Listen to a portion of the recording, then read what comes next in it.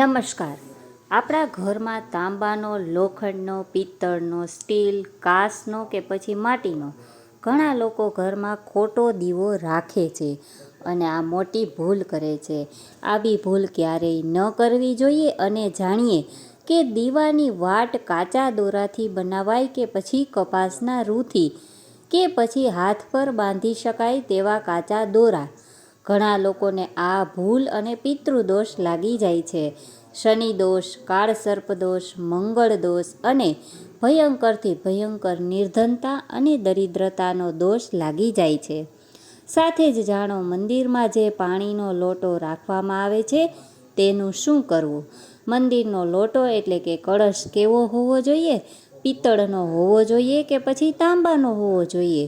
અને મંદિરમાં રાખેલા પાણીનું શું કરવું તે સંપૂર્ણ માહિતી આપણે આ વિડીયોમાં જાણીશું.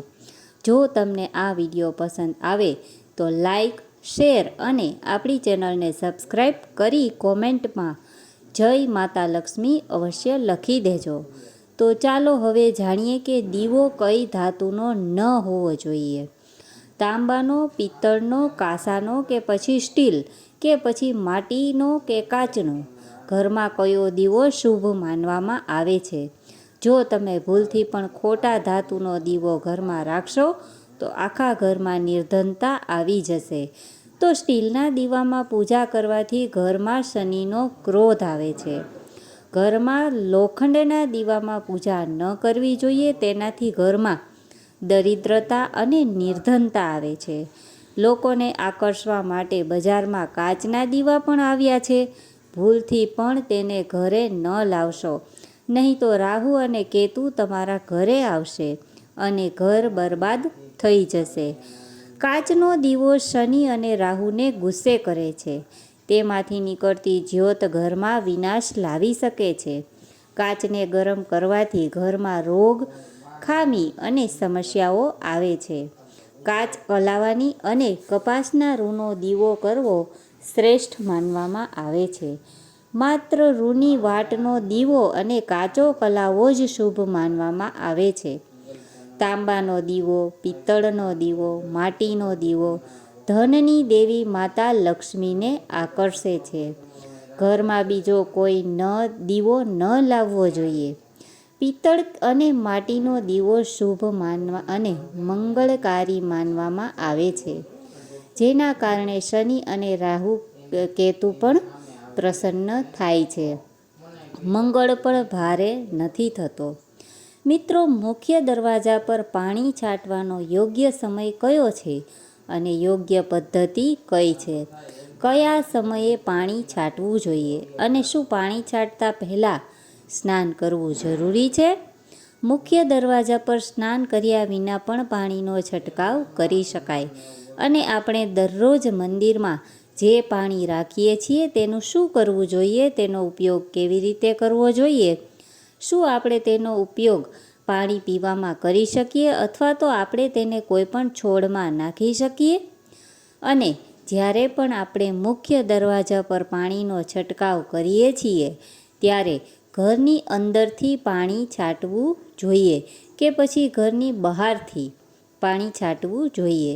અને જો મિત્રો તમે ફ્લેટમાં રહેતા હોય અને કેટલાક લોકો એવા હોય છે જેઓ ભાડાના મકાનમાં રહે છે, એક જ રૂમમાં રહે છે, તો તેમણે તેમના રૂમના મુખ્ય દરવાજા પર દીવો કેવી રીતે પ્રગટાવવો જોઈએ અને કઈ જગ્યાએ પાણીનો છંટકાવ કરવો જોઈએ?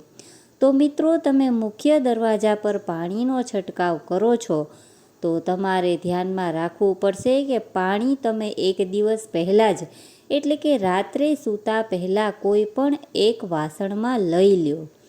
જો તાંબાનું વાસણ ન હોય તો તમે પિત્તળનું કે સ્ટીલનું લઈ શકો છો.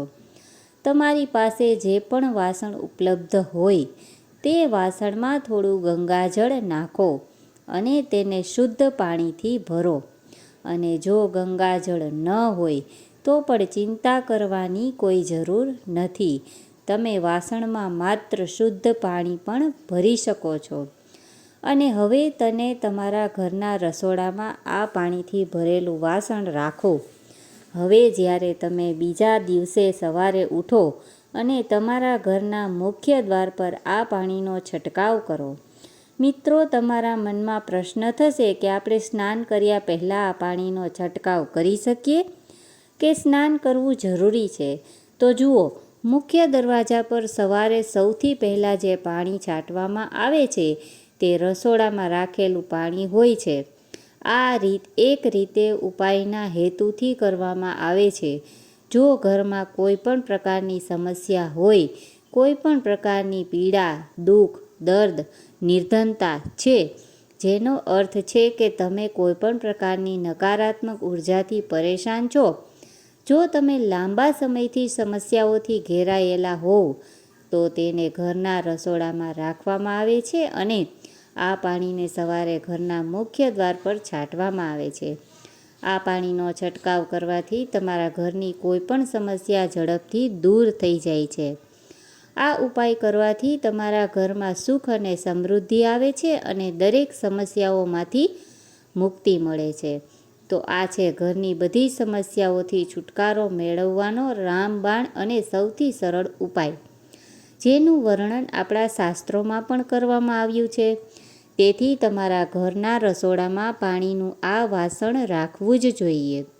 તેને રાત્રે પાણીથી ભરીને સવારે વહેલા ઉઠ્યા પછી તે જ પાણી તમારા ઘરના મુખ્ય દ્વાર પર છાંટો. હવે ઘણા લોકોના મનમાં સવાલ થાય છે કે આ પાણીને ઘરના મુખ્ય દરવાજા પર કયા સમયે છાંટવું જોઈએ? તો જુઓ કે સવારે સૂર્યોદય પહેલાં, એટલે કે સૂર્ય ઉગે તે પહેલાં આ પાણી તમારા ઘરના મુખ્ય દરવાજા પર છાંટવું જોઈએ. હવે પછીનો પ્રશ્ન એ છે કે શું આપણે સ્નાન કર્યા પછી ઘરના મુખ્ય પ્રવેશ દ્વાર પર આ પાણીનો છંટકાવ કરવો જોઈએ કે પછી સ્નાન કર્યા વિના કરી શકીએ? તો જુઓ, આપણે જે પાણીનો છંટકાવ કરીએ છીએ તો આપણે સવારે વહેલા જાગીએ છીએ અને સૌ પ્રથમ આપણે રસોડામાં જઈએ છીએ. તો પછી તમે તે પાણીને ઘરના મુખ્ય પ્રવેશ દ્વાર પર લઈ જશો, મુખ્ય દરવાજો ખોલો અને પછી મુખ્ય દરવાજા પર આ પાણીનો છંટકાવ કરો અને પાણી છાંટતી વખતે તમારા પૂર્વજોનું ધ્યાન કરો. દેવી લક્ષ્મીનું ધ્યાન કરો, કારણ કે કહેવાય છે કે દેવી લક્ષ્મી સવારે દરેકના દરવાજે આવે છે. જેના ઘરના દરવાજા ખુલ્લા છે, જેના મુખ્ય દરવાજા પર પાણીનો છંટકાવ થયો છે, તેના ઘરમાં માતા લક્ષ્મી પ્રવેશ કરે છે. તો મનમાં મહાલક્ષ્મીનું ધ્યાન કરો અને પ્રાર્થના કરો કે હે માતા લક્ષ્મી, કૃપા કરીને મારા ઘરમાં પ્રવેશ કરો. હું તમારું સ્વાગત કરવા તૈયાર છું. અને આ પછી તમારા પૂર્વજોનું ધ્યાન કરો, કારણ કે આપણા ઘરનો ઉંબરો એ છે જ્યાં પૂર્વજોનો વાસ માનવામાં આવે છે. તેથી જ્યારે તમે ઉંબરા પર પાણીનો છંટકાવ કરો છો, ત્યારે તમારા પૂર્વજો ખૂબ જ પ્રસન્ન થાય છે અને તમને આશીર્વાદ આપે છે. સવારે પાણી છાંટવા માટે સ્નાન કરવાની જરૂર નથી. તમે સ્નાન કર્યા વિના પણ આ કાર્ય કરી શકો છો. તેમાં કોઈ સમસ્યા નથી. ચાલો હવે જાણીએ કે ઘરની બહાર કે ઘરની અંદર દીવો પ્રગટાવવાના ફાયદા. ખાસ કરીને ઘરની બહાર દીવો પ્રગટાવવાના આ ફાયદા જે જાણીને તમને આશ્ચર્ય થશે. તમે જાણો છો કે ભગવાનની પૂજા દરમિયાન દીવો ચોક્કસ પ્રગટાવવામાં આવે છે. હિન્દુ ધર્મમાં પૂજા કરતી વખતે લોકો ચોક્કસપણે દેશી ઘી અથવા તો સરસવના તેલનો દીવો પ્રગટાવે છે અને તલના તેલનો દીવો પણ પ્રગટાવે છે. જો કે પૂજા માટે ભગવાનની સામે દીવો પ્રગટાવવો એ માત્ર પૂજાની પદ્ધતિ નથી, પરંતુ ઘરમાં કે ઘરની બહાર દીવો પ્રગટાવવાથી ઘણા ફાયદા થાય છે. દીવો પ્રગટાવવાથી અનેક શક્તિઓ જાગૃત થાય જ છે, પરંતુ 5 મુખ્ય લાભ પણ મળે છે. તો દીવો પ્રગટાવવાનો સૌથી પહેલો ઉપાય છે, ઘરમાંથી અંધકારને દૂર રાખે છે. ઘરમાં દીવો પ્રગટાવવાથી ઘરમાંથી અંધકાર તો દૂર થાય જ છે, પણ નકારાત્મક ઉર્જા પણ દૂર રહે છે. જ્યાં પણ દીવો પ્રગટાવવામાં આવે છે, ત્યાં સકારાત્મક ઉર્જાનો વાસ રહે છે. સ્વાભાવિક છે કે ક્યારેક ઘરમાં સકારાત્મક ઉર્જા હશે, ત્યારે ભગવાનનો વાસ થશે. એટલા માટે રાત પડતા પહેલાં ઘરમાં દીવો પ્રગટાવવો જોઈએ, જેથી કરીને કોઈ ખોટી નકારાત્મક ઉર્જા ઘરમાં પ્રવેશ ન કરી શકે. તેલથી પ્રગટાવવામાં આવેલ દીવાની અસર તે બુઝાયા પછી અડધી કલાક સુધી વાતાવરણમાં રહે છે. જ્યારે શુદ્ધ દેશી ઘીથી બનેલો દીવો બુઝાયા પછી લગભગ 4 કલાક સુધી પર્યાવરણને સકારાત્મક રાખે છે. ત્યાર પછીનો બીજો ઉપાય જોઈએ તો જે ઘરમાં સવાર અને સાંજ ભગવાનની સામે દીવો પ્રગટાવવામાં આવે છે તે ઘરમાં સુખ અને સમૃદ્ધિનો વાસ હોય છે. આવા ઘરમાં સુખ અને સમૃદ્ધિ રહે છે. એવું માનવામાં આવે છે કે દીવાની જ્યોત પૂર્વ દિશામાં રાખવાથી વ્યક્તિને લાંબુ આયુષ્ય મળે છે, જ્યારે ઉત્તર દિશામાં જ્યોત રાખવાથી ઘરમાં સુખ અને સમૃદ્ધિ વધે છે. દીવો આપણા ઘરમાંથી અંધકાર તો દૂર કરે જ છે, પણ તે આપણા જીવનને અંધકારમાંથી પ્રકાશ તરફ લઈ જાય છે. ત્યાર પછીનો ઉપાય જોઈએ તો નુકસાનકારક કણોનો નાશ કરવો એ માત્ર ધાર્મિક દૃષ્ટિકોણથી જ ફાયદાકારક નથી, પરંતુ વૈજ્ઞાનિક દૃષ્ટિકોણથી પણ ફાયદાકારક છે.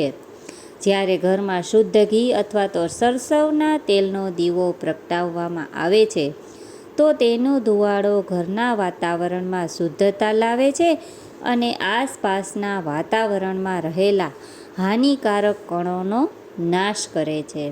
ચાલો હવે પછીના ઉપાય વિશે જોઈએ તો રોગોને દૂર કરવામાં મદદરૂપ છે. ઘરના તમામ સભ્યોને દરેક રોગથી રક્ષણ મળે છે. ખાસ કરીને લવિંગનો દીવો પ્રગટાવવાથી તેની અસર બમણી થાય છે.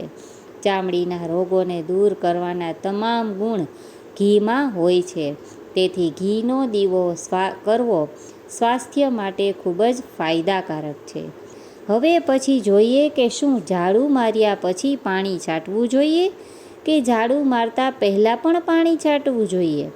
તો સૌથી પહેલું કામ એ છે કે માત્ર પાણી છાંટવું તે પછી તમે વાળી શકો છો, પરંતુ એક વાતનું ધ્યાન રાખવું કે જ્યારે આપણે સવારે જાગીએ છીએ ત્યારે સૌ પ્રથમ પથારી પર બેસીને આપણે આપણી બંને હથેળીઓ જોઈએ છીએ અને માતા લક્ષ્મીનું ધ્યાન કરવામાં આવે છે. તેની સાથે 5 દેવતાઓનું ધ્યાન કરવામાં આવે છે. કયા 5 દેવો? માં દુર્ગા, ભગવાન શિવ, ભગવાન શ્રી હરિ વિષ્ણુ, ભગવાન ગણપતિ અને ભગવાન સૂર્યદેવ છે. આપણે ફક્ત આપણા હાથમાં હથેળીમાં 5 દેવોનું ધ્યાન કરીએ છીએ. આ પછી તમારા ઈષ્ટદેવ અને તમારી હથેળીમાં રહેલા 5 દેવતાઓનું ધ્યાન કરો. તે પછી હાથ જોડીને બધા દેવી દેવતાઓને નમસ્કાર કરો અને પછી તમારા હાથથી ધરતી માતાને સ્પર્શ કરો અને તેમને પ્રણામ કરો. આ પછી તમારો જમણો પગ ધરતી પર મૂકો. બાકીના તમામ કામો તે પછી જ થશે. તે પછી જ તમે પાણીનો છંટકાવ કરશો. મતલબ કે સવારે ઉઠ્યા પછી સૌ પ્રથમ હથેળીઓ તરફ જુઓ, પછી ધરતી માતાને પ્રણામ કરો, પછી ધરતી માતા પર પગ મૂકો અને પછી તમારે રસોડામાં જઈને પાણી લેવાનું છે અને ઘરના મુખ્ય દરવાજા પર પાણીનો છંટકાવ કરવાનો છે. માતા લક્ષ્મી અને આપણા પૂર્વજોનું ધ્યાન કરવાનું છે. ત્યાર પછી તમે તમારા ઘરમાં આવશો અને ત્યાર પછી તમારું જે પણ રોજનું કામ હશે, એટલે કે ઝાડુ મારવું કે પછી નહાવવું, આ બધા કાર્યો ત્યાર પછી થશે. અને ઘણા લોકોએ સવાલો કર્યા છે કે અમે ફ્લેટ કે ભાડાના મકાનમાં રહીએ છીએ, જો એક જ રૂમમાં રહેતા હોય તો આપણે પાણીનો છંટકાવ ક્યાં કરવો જોઈએ અને દીવો પણ કઈ જગ્યાએ પ્રગટાવવો જોઈએ, કઈ જગ્યાને મુખ્ય દરવાજો ગણવો જોઈએ? તો જુઓ, તમારો પોતાનો રૂમ હોય કે તમારો ફ્લેટ હોય જ્યાં તમારી નેમ પ્લેટ લગાવેલી હોય, તમે તે જગ્યાએ દીવો કરી શકશો અને તમારે તે જગ્યાએ પાણી છાંટવાનું છે. મતલબ કે જો એક રૂમવાળું ઘર હોય તો તમારા રૂમનો દરવાજો છે ત્યાં જ તમારે થોડું પાણી છાંટવું પડશે અને ત્યાં જ તમારે દીવો પણ કરવો પડશે. મુખ્ય દરવાજા સંબંધિત ઉપાયો. તમારા ઘરના દરવાજા પાસે એટલે કે તમારા રૂમની નજીક કરવામાં આવશે. અને હવે પછીનો પ્રશ્ન એ છે કે જે પાણી આપણે મંદિરમાં રાખીએ છીએ તે રાખવું જરૂરી છે, અને જો આપણે રાખીએ તો તે પાણીનું શું કરવું? તો જુઓ, મંદિરમાં પાણી રાખવું ખૂબ જ જરૂરી છે. પાણી એક એવી વસ્તુ છે જેમાં તમામ પ્રકારની ઉર્જા સમાઈ જાય છે. તેથી જ્યારે પણ આપણે ત્યાં પૂજા કરીએ, મંત્રોનો જાપ કરીએ અથવા તો પ્રાર્થના કરીએ, આપણે આપણા પોતાના મનમાં જે ઈચ્છીએ છીએ તે બધું ભગવાન દ્વારા તે પાણીમાં સમાહિત થઈ જાય છે. તેથી પૂજા કરતાં પહેલાં ઘરના મંદિરમાં પાણીનો લોટો રાખવામાં આવે છે અને ત્યારબાદ દીવો પ્રગટાવવામાં આવે છે. એક જ રીતે જોઈએ તો અગ્નિ અને પાણી વચ્ચે સંતુલન છે. તેથી શાસ્ત્રો અનુસાર ઘરના મંદિરમાં હંમેશા પાણીનો લોટો હોવો જોઈએ અને દીવો પણ પ્રગટાવવો જોઈએ. તો હવે આપણે પાણીનું શું કરવું જોઈએ?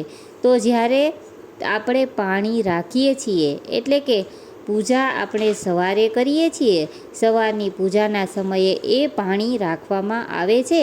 તો સ્નાન વગેરે કરી પછી તે પાણી લેવાનું છે. સૌથી પહેલાં તે પાણીનો ઉપયોગ કરો. જો તમે તમારા ઘરના તમામ રૂમમાં એટલે કે આખા ઘરમાં તે પાણીનો છંટકાવ કરો તો તે તમારા ઘરને શુદ્ધ કરે છે, કારણ કે તે ખૂબ જ સકારાત્મક ઉર્જાથી ભરેલું છે. તો પાણીનો છંટકાવ કરવાથી કોઈ પણ નકારાત્મક ઉર્જા તમારા ઘરમાં પ્રવેશતી નથી. જો તમારા ઘરમાં કોઈ પણ પ્રકારની સમસ્યા છે તો જો તમે તે પાણીને નિયમિત રીતે તમારા ઘરમાં છાંટશો તો તમને ચોક્કસ સમસ્યાઓથી છુટકારો મળશે. આ ઉપાય કરવાથી તમને ચોક્કસ ફળ મળશે. તો ચાલો હવે જાણીએ કે મંદિરમાં ઘંટડી કેમ વગાડે છે, તાળી કેમ વગાડે છે, મંદિરની અંદર શું કારણ છે, ભગવાનના મંદિરમાં ઘંટડી કેમ વગાડે છે, તાળી પાડવા માટે શું કામ કહેવામાં આવે છે. તો આ પુરાણોમાં છે કે જ્યારે તમે મંદિરની અંદર કે મંદિર અંદર ગરુડ ઘંટડીના નાદ અને જાપ કરો છો તો શિવ મહાપુરાણની કથા અને લિંગ પુરાણની કથા, વિષ્ણુ પુરાણની કથા કહે છે કે મંત્ર ઘંટડી વગાડવાથી જેટલા પણ આ ધરતી પર તીર્થ છે, જેટલા ભક્તો ભક્તિ કરી રહ્યા છે, જેટલા જપ તપ કરી રહ્યા છે, જેટલા દાન થઈ રહ્યા છે, આ સમયે તમે ઘંટડી વગાડો છો તો તે ક્ષણે બધા પુણ્ય તમારા ખાતામાં ઘંટડી વગાડવાથી આવે છે. મંદિરે જઈને તાળીઓ વગાડવામાં આવે છે. જેઓ મંદિરમાં બેઠા હશે તેઓ ભજન ગાતા હશે, જેઓ સાધના કરતા હશે, અભિષેક કરતા હશે, પૂજા કરતા હશે, 3 વાર તાળી પાડવાથી તેમના તમામ પુણ્ય તમારા ખાતામાં જમા થઈ જાય છે અને આપણું ભાગ્ય પ્રબળ થાય છે. તમને વિનંતી છે કે જ્યારે તમે મંદિરમાં જાઓ ત્યારે ઘંટડી વગાડો, પણ ખૂબ જ પ્રેમથી વગાડો. ઘણા મંદિરોના દરવાજા બંધ હોય છે તો પણ લોકો ઘંટડી વગાડે છે અને આમ કરવાથી દોષ લાગે છે. જો ભગવાન મંદિરમાં સૂતા હોય તો તે સમયે તમે ઘંટડી વગાડો છો તો એ ગંભીર પાપ માનવામાં આવે છે. જો તમને આ વિડીયો પસંદ આવ્યો હોય તો વિડીયોને લાઈક કરજો, ચેનલને સબસ્ક્રાઈબ કરજો. ફરી મળીશું નવા વિડીયો સાથે. જય શ્રી કૃષ્ણ.